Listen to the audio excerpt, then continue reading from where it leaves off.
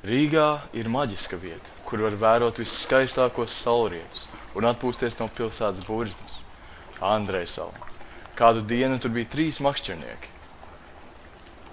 Andrejs, Fjodors un Jānis.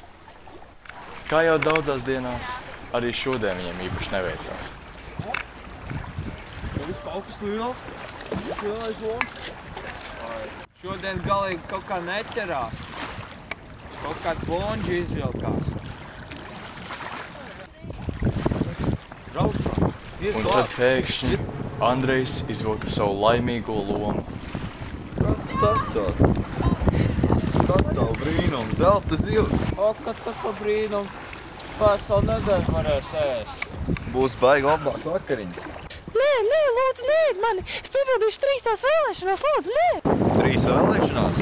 Jā, 3 vēlēšanās, tikai lūdzu, neēd mani, lūdzu!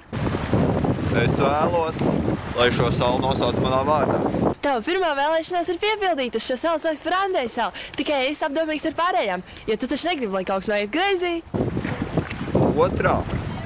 Nu nezinu. Skaista meitene pie sāniem.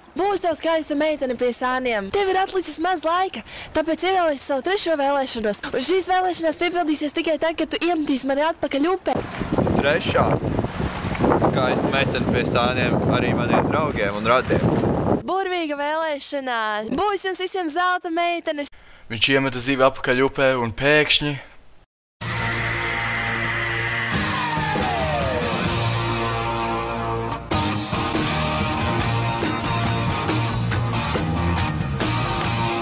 Andrejsala ir mūsu novada dārgums, jo tur radās Latvijas zelta meitenes.